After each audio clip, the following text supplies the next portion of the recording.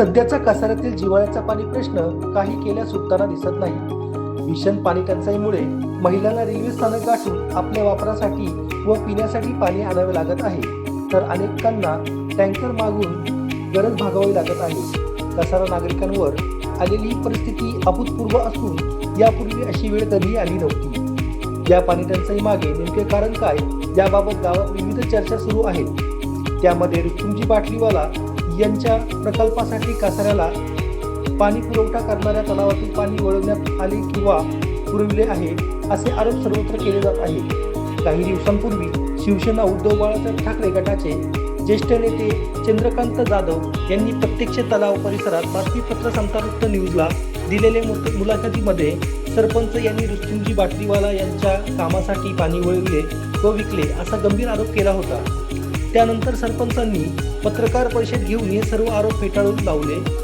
ते पूर्णपणे चुकीचे व तथ्यहीन असल्याचे स्पष्ट नमूद केले. मात्र आता या प्रकरणात आणखी एक महत्त्वाची भर पडली असून कसाऱ्यातील ज्येष्ठ नेते ॲडव्होकेट अमरजी भरीत यांनी देखील याच संदर्भात गंभीर आरोप करत पाणी नेमके कशा प्रकारे वळवण्यात आले, कोणत्या मार्गाने वळवण्यात आले आणि याबाबत त्यांच्याकडे उपलब्ध असलेली माहिती काय आहे याचा सविस्तर खुलासा त्याच ठिकाणी बातमीपत्र संतावृत्त बोलताना केला आहे. आज आपल्यासोबत उपस्थित ॲडव्होकेट अमरजी भरीत थेट पाहणी करण्यासाठी कसाऱ्याचा जिव्हाळ्याचा प्रश्न, पाणी प्रश्न तर त्या तळ्यावर आलेलो आहे. त्यापुढे सविस्तर माहिती आपण त्यांच्याकडून जाणून घेऊया. नमस्कार साहेब. सविनय जय भीम.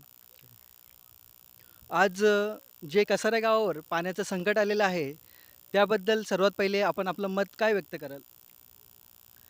कसाऱ्या गावावर आलेलं जे पाणी संकट आहे ते असं वाटायला लागलं आहे की 1985 पूर्वीचा कसारा गावात जशी परिस्थिती होती तशी परिस्थिती आता उद्भवलेली आहे. परंतु 1985 अगोदरची जी काही पाणी टंचाईची परिस्थिती होती ती नैसर्गिक होती आणि आज जी परिस्थिती उद्भवलेली आहे ती कृत्रिम परिस्थिती उद्भवलेली आहे.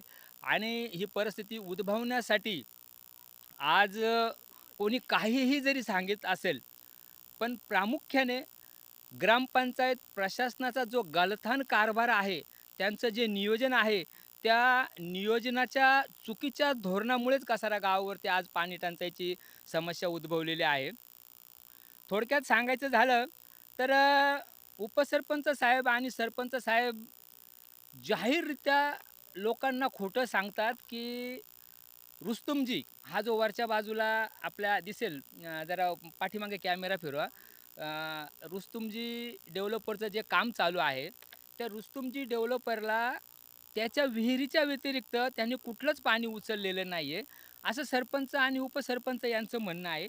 परंतु मी तुमच्या वृत्तवाहिनीच्या माध्यमातून कसारा गावातल्या नागरिकांच्या लक्षात आणू देऊ इच्छितो की आपण जिथे उभे आहोत आज ती रुस्तुमजीची विहीर नाही आहे. ते ही जी मोखावणे नदीची उपनदी आहे त्या उपनदीचा म्हणजे जो ओळ आहे जुना, त्या ओळावरती बांधलेला हा ग्रामपंचायतने बांधलेला बंधारा आहे. त्या बंधाऱ्यावरती उभे आहोत आपण आणि हा एक नैसर्गिक जलस्रोत आहे. आपण दोन्ही बाजूला जर बघितलं तर वरच्या बाजूनी तळ्याकडनं जे काही तळ्याच्या तळाशी म्हणजे धरणाच्या तळाशी जे काही पाणी मुरतं ते पाणी पाझरत इथपर्यंत येतं आणि ते पाणी वाया जाऊ नये म्हणून ग्रामपंचायतने हे दोन धरणं बांधले होतं. हा इथे एक धरण आहे आणि पलीकडे एक धरण आहे. ह्या धरणामध्ये म्हणजे अगदी जूनपर्यंत पहिल्या पावसापर्यंत पाणी साठा हा मुबलक असायचा. वार्ड क्रमांक 2 मधल्या महिला खास करून मे महिन्यात, एप्रिल मे महिन्यात या ठिकाणी कपडे धुण्यासाठी येत असायच्या. परंतु आज जर आपण परिस्थिती पाहिली, सरपंच आणि उपसरपंच म्हणतात की रुस्तुमजीला पाणी दिलेलं नाही आहे. तर मी कॅमेरामन यांना विनंती करेल की ही जी नैसर्गिक जलस्रोतात टाकलेली पाईपलाईन आहे ती पाईपलाईन तुम्ही जरा चित्रित करा. ही जी पाईपलाईन आहे ही पाईपलाईन टाकून मोटर लावून ह्या नैसर्गिक जलस्रोताचं जे पाणी आहे ते रुस्तुमजी डेव्हलपरला वापरण्यात येतं आहे.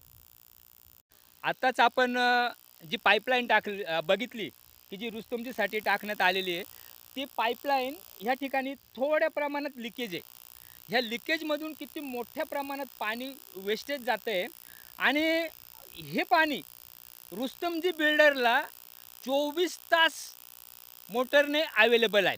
आता याचा परिणाम होतो काय, की मी जसं सुरुवातीला सांगितल्याप्रमाणे टेक्निकल बाब मी सांगतो. सुरुवातीला सांगितल्याप्रमाणे तळाचं जे पाणी आहे, जे झिरपत इथपर्यंत येतं आणि ते झिरपत आल्याने इथे जर पाण्याचा स्टॉप झाला तर पर्यायाने वरचं झिरपणारं पाणी हे साहजिकच कमी असणार आहे. वरती पाणी हे कमी झिरपणार आहे. परंतु इथलं झिरपलेलं पाणी जर कोणीतरी उचलून अशा प्रकारे त्याचा वापर करत असेल तर साहजिकच त्या धरणाची ते म्हणजे आपल्या ज्या पाणी साठ्याचं जे काही झिरपण आहे ते साहजिकच त्याचं प्रमाण जास्त असणार आहे आणि म्हणून हे पाणी उचललं जात असल्यामुळे तळ्याचं जे झिरपण आहे ते जास्त मोठ्या प्रमाणात होतं आणि त्याचा परिणाम ह्या वर्षी कसारा गावातल्या नागरिकांना भोगावा लागत आहे आणि कसारा गावातल्या नागरिकांवरती मोठी पाणी समस्या आज उद्भवलेली आहे. सरपंच आणि उपसरपंच कितीही सांगत असतील की रुस्तमजीला त्यांनी पाईपलाईनने पाणी दिलेलं नाही आहे, परंतु रुस्तमजींनी जरी डायरेक्ट पाईपलाईनने पाणी दिलेलं नसेल परंतु इनडायरेक्टली हा नैसर्गिक जलस्रोतात झिरपत येणारं पाणी रुस्तमजी उचलतो. पर्यायाने तळ्यातलं पाणी जास्त झिरपतं आणि तळ्यातल्या पाण्याची पातळी कमी झालेली आहे. हेच सत्य आहे. तरी आमची प्रशासनाला यापुढे विनंती आहे. आणखी मी पुढची विहीर दाखवणार आहे.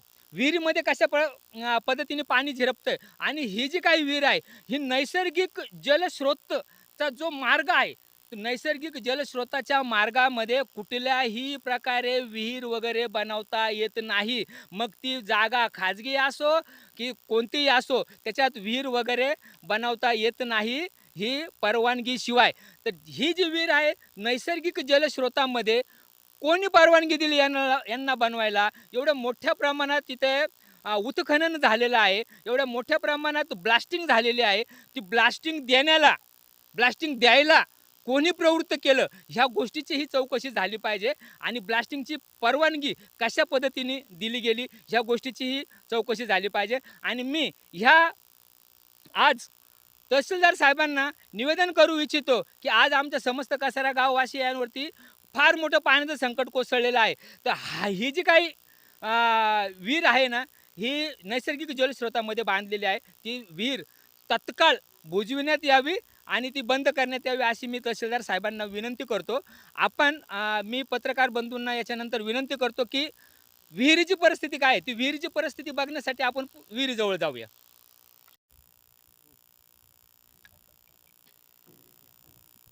आता आपण ज्या ठिकाणी उभे आहोत ती रुस्तमजी डेव्हलपरने बनविलेली विहीर. असं सांगितलं जातं की ही विहीर त्यांच्या मालकीची असल्यामुळे त्यांच्या मालकीच्या विहिरीतून पाणी उचलतात. परंतु मी वस्तुस्थिती कसारा गावातल्या नागरिकांच्या निदर्शनात आणून देऊ इच्छितो. मी कॅमेरामन यांना विनंती करेल की कृपया उजव्या बाजूला जरा तुम्ही कॅमेरा मारायचा आहे.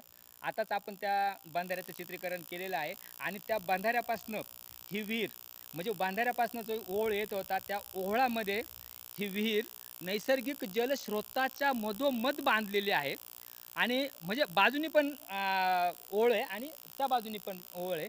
मग साहजिकच ह्या ओळातून जे येणारं पाणी आहे आणि मेमध्ये जे झिरपत येणारं पाणी ते साहजिकच ह्या विहिरीमध्ये येणार आहे. आणि ही विहीर जर इथे विहीर नसती तर पाण्याचा झिरपण्याचा जो प्रवाह असता तो प्रवाह कमी असता. म्हणजे जेवढे काही मातीत फक्त पाणी झिरपल तेवढंच पाणी झिरपलं असतं. परंतु आज ह्या डेव्हलपरने काय केलेलं आहे मी कॅमेरामन यांना विनंती करेल की कृपया जरा खाली दाखवायचं आहे. आणि हे जे पाणी झिरपतंय ना हे पाणी झिरपतं हे बघा. जर कदाचित ही विहीर इथे नसती एवढ्या मोठ्या प्रमाणात इथे जर डीप जर नसता तर हे पाणी आहे ना हे एवढं खाली झिरपलं नसतं आणि पर्यायाने हे पाणी तलावामध्ये साठून राहिलं असतं. परंतु होतंय काय की हे वरती जेवढी विहीर खोदलेली आहे तेवढीच विहीर ही खाली आहे पाण्याच्या खाली आहे. एवढी डीप विहीर खोदलेली आणि ह्या विहिरीमधून अशा प्रकारे मोठी पाईपलाईन टाकून हे रुस्तमजी डेव्हलपरला पाणी पुरवण्यात येतं आहे आणि आपले सरपंच आणि उपसरपंच सांगतात की त्यांच्या स्वतःच्या विहिरीतून आम्हालाही समजतं विहीर त्यांनी स्वतःनी बनवली, परंतु अशा पद्धतीने जे काही तळ्याचं झिरपण पाणी आहे त्या झिरपण पाण्याचा त्यांनी पुरेपूर गैरफायदा घेतलेला आहे. हे या ठिकाणी नागरिकांनी लक्षात घ्यावं आणि ह्या व्हिडिओच्या माध्यमातून तहसीलदार साहेबांना विनंती आहे की ही विहीर तात्काळ बंद करावी आणि जर तहसीलदार साहेब तत्काळ कारवाई करत नसतील तर मी कसारा गाववासियांना विनंती करतो की पुढच्या वर्षी अशी परिस्थिती तुमच्यावरती येऊ नये म्हणून इथं बाजूला दगड पडलेला आहे. प्रत्येकाने येऊन एक एक दगड इथं या विहिरीत जर टाकला तर एक मोठं आंदोलन उभं राहील आणि ही विहीर बंद होईल. पुढच्या वर्षी येणारं आपल्याला पुरेसं पाणी पुढच्या वर्षी आपल्याला भेटू शकतं. हे आंदोलन चुकीचं नसणार आहे कारण हा नैसर्गिक जलस्रोत आहे, नैसर्गिक जलसाठा आहे. नैसर्गिक जलसाठ्याचा गैरवापर करणं मग तो कोणीही असो, बिल्डर असो, डेव्हलपर असो, कोणी असो, तो गैरवापर करू शकत नाही. कसारा गावातल्या नागरिकांना मी आवाहन करू इच्छितो की सर्वांनी या आंदोलनात सहभागी व्हावं, आंदोलन उभं करावं. धन्यवाद. आपण इथे बघू शकता की रुस्तमजीचा इतका मोठा प्रोजेक्ट चालू आहे. त्याचप्रमाणे त्यांनी इथं भली मोठी अशी विहीर बांधलेली आहे. त्याच विहिरीमागे 2 बंधारे आहेत. तर त्या बंधारे असल्या कारणाने पुढे विहीर बांधली आणि विहिरीमध्ये मोठ्या प्रमाणात अशी ब्लास्टिंग करण्यात आलेली आहे. या संदर्भात आपण सविस्तर माहिती जाणून घेऊया ॲडव्होकेट अमरजी भरीत साहेबांकडनं. आपण ब्लास्टिंगबद्दल काय बोलाल? ब्लास्टिंगची परवानगी ही ग्रामसभेच्या ठरावात देण्यात आलेली आहे आणि ग्रामसभेचा ठराव घेताना अतिशय नियोजनबद्ध ग्रामसभेवरती प्रेशर आणून ही अशा प्रकारे ब्लास्टिंग करून ही जी परवानगी देण्यात आलेली आहे.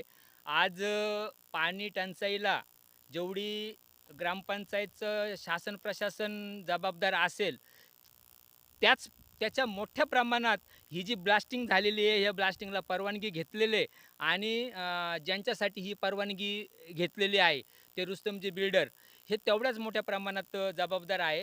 तर ह्या ब्लास्टिंगची ही चौकशी झाली पाहिजे असं मला या ठिकाणी वाटतंय.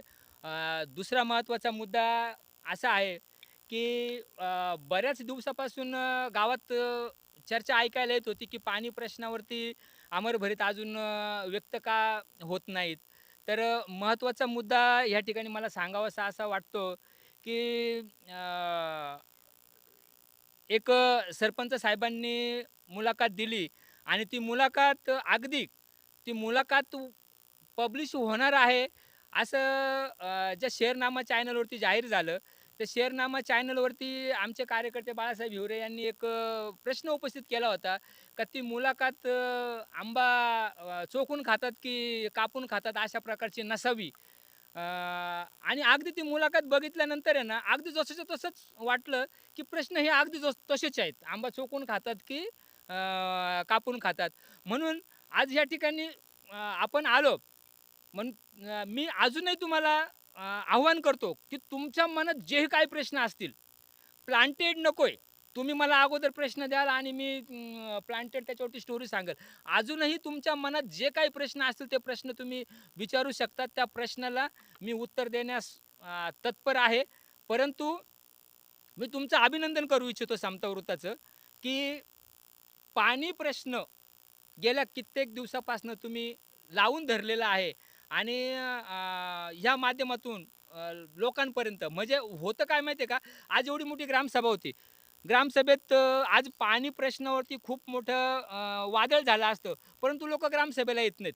लोकं जागृत नाहीत आपल्या कसारा गावातले. परंतु तुमच्या व्हिडिओच्या माध्यमातून लोकांपर्यंत ही माहिती पोहोचेल.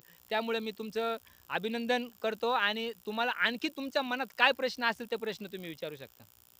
तसेच ग्रामपंचायतमध्ये जी ग्रामसभा झाली त्या सभेमध्ये ब्लास्टिंगला परवानगी दिली. त्याचप्रमाणे सर्व नागरिकांनी ब्लास्टिंगला परवानगी देत्या अगोदर त्याच्या मागे 2 बंधारे बांधलेले आहे याचा विचार करून त्याला स्थगिती का नाही देण्यात आली? बंधारा असेल अशापासनं 500 मीटरवरती ब्लास्टिंगची परवानगी देता येत नाही असा नियम आहे. परंतु ग्रामसभेमध्ये एक वातावरण निर्मिती करून आणि जरी ती वातावरण निर्मिती केली होती, तरीही सरपंचांनी कायद्यावरती बोट ठेवून ती जी परवानगी आहे, ती परवानगी नाकारायला पाहिजे होती. परंतु सरपंचांचे आणि आणखी कोणाचे काही आर्थिक हितसंबंध कशात काही गुंतलेले असतील, तर ते मला माहीत नाही. मी आरोप करत नाही, परंतु जर गुंतलेले असतील, तर ते मला काही माहीत नाही. परंतु अशा पद्धतीने ब्लास्टिंगची परवानगी देऊन आज मोठ्या प्रमाणात वरतून पाणी झिरपत खाली येतंय आणि आज कसारा गावावरती पाण्याची समस्या उद्भवलेली आहे. कसारा परिसर हा पूर्ण आदिवासी विभाग आहे. त्याचप्रमाणे कसारा ग्रामपंचायत ही संपूर्ण पेसा ह्या कायद्याअंतर्गत येते आणि पेसा अंतर्गत येणारी जी आपली कसारा ग्रामपंचायत आहे, तिला पूर्ण अधिकार आहे. त्या अधिकारामध्ये केंद्र सरकारची परवानगी त्यामध्ये चालत नाही. तरीही ग्रामपंचायतीने परवानगी दिली. याबद्दल आपण काय सांगाल पेसा ग्रामपंचायत असताना सुद्धा? आता महत्त्वाचा मुद्दा म्हणजे अतिशय कळीचा मुद्दा तुम्ही विचारलेला आहे. विषय असा आहे की पेसा ग्रामपंचायतला तर खूप मोठे अधिकार आहेतच. परंतु सर्वसाधारण ग्रामपंचायत आहेत ना, त्या ग्रामपंचायतीलाही इतके मोठे अधिकार आहेत. कारण 73वी राज्यघटना दुरुस्ती, ह्या राज्यघटना दुरुस्तीने ग्रामसभेला एक वैधानिक दर्जा दिलेला आहे. आणि ह्या वैधानिक दर्जा दिलेला असल्यामुळे अगदी केंद्र शासनाला म्हणजे रेल्वे जरी आपल्या कसारा गावात कोणतं डेव्हलपमेंटचं काम करत असेल ना, तर त्या रेल्वेला सुद्धा ग्रामपंचायतच्या ग्रामसभेची परवानगी घेणं गरजेचं आहे. परंतु आपल्याकडे काय आहे, आंधळं दळतंय आणि कुत्रं पीठ खातंय. आता केंद्र शासनाला आपली परवानगी घ्यावी लागते की नाही लागते, हे वाचल कोण? एवढा अभ्यास करेल कोण? फक्त काय म्हणायचं की कलेक्टरकडनं परवानगी आणली आणि आपली जबाबदारी संपवून टाकायची. कलेक्टरनं जरी परवानगी आणली तरी तुम्हाला संविधानाने एवढे अधिकार दिलेले आहे की ती परवानगी सुद्धा तुम्ही थांबवू शकता. परंतु ते अधिकार राबवण्याची तुमच्यामध्ये धमक पाहिजे. ॲडव्होकेट तसेच कसाऱ्यातले नागरिक तसेच सामाजिक चळवळीत नेहमी अग्रेसर असलेले अमरजी भरीत साहेब यांच्याकडनं आपण जाणून घेऊ की पुढची प्रतिक्रिया काय असणार आहे ग्रामपंचायत विरोधात. ग्रामपंचायतच्या विरोधात प्रतिक्रियाबाबत जर तुम्ही म्हणाल, तर आज मी 100% ग्रामपंचायतच्या सोबत आहे, आजच्या घडीला. कारण आज जी काही समस्या उद्भवलेली आहे, ती समस्या आता उद्भवली. त्या समस्येवरती मार्ग काढणं हे आपल्याला उचित ठरेल. फक्त ग्रामपंचायतनी चुकीचं धोरण राबवलं आणि ग्रामपंचायत आज अडचणीत आहे, म्हणून आपण आणखी ग्रामपंचायतला अडचणीत पकडणं हे धोरण चुकीचं आहे. मी ग्रामपंचायत पाणी प्रश्नावरती जे काही निर्णय घेईल किंवा माझ्याकडने काही सजेशन ग्रामपंचायतला देता येईल, त्याबाबत मी ग्रामपंचायतच्या सोबत आहे. परंतु यापुढे मात्र सोप्पा आणि साधा प्रश्न आहे. गावात पाणी वेस्टेज एवढं मोठ्या प्रमाणात आहे. गावाच्या पाणी वितरणाचं नियोजन हे अतिशय म्हणजे अतिशय गचाळ आहे. त्या पाणी नियोजनासंदर्भात आणि लिकेजच्या संदर्भात मी लवकरच मोठं आंदोलन मी हातात घेणार आहे. आणि सरपंचांनी त्यांच्या मुलाखतीमध्ये जाहीर केलं की ऑगस्टमध्ये ते ऑगस्टच्या नंतर आठवड्यातून 2 दिवस पाणी देणार आहेत. तर ह्या गोष्टीतलं ना राजकारण तुम्ही लक्षात घ्या. ऑगस्ट झाल्यानंतर आहे ना, सप्टेंबर-ऑक्टोबरला ग्रामपंचायतच्या निवडणुका लागतायत. आणि मग सप्टेंबर-ऑक्टोबरला ग्रामपंचायतच्या निवडणुका लागल्या का तुम्हाला लोकांच्या समोर जायला का मी आठवड्यातून 2 दिवस पाणी दिलं. लोकांच्या समोर जाण्यासाठी तुम्ही ऑगस्टमध्ये पाणी देणार आहात का? आमची मागणी यापुढे राहणार आहे की धरण भरलं रे भरलं. जूनचा शेवटचा आठवडा किंवा जुलैचा पहिला आठवडा. आता ही जी काही आजची ग्रामसभा तहकूब झालेली आहे. तहकूब ग्रामसभेनंतर जी काही तहकूब ग्रामसभा होईल, त्या ग्रामसभेमध्ये हा विषय घ्या, हा ठराव घ्या की धरण भरलं रे भरलं, की पाण्याचं नियोजन हे व्यवस्थित केलं जाणार आहे. आज आठवड्यातून 2.5 तास एकदा पाणी दिलं जाते. आठवड्यातून 2.5 तास एकदा पाणी दिलं जाते. तर कॅल्क्युलेट जर केलं तर वर्षाचे आठवडे असतात 53 आठवडे.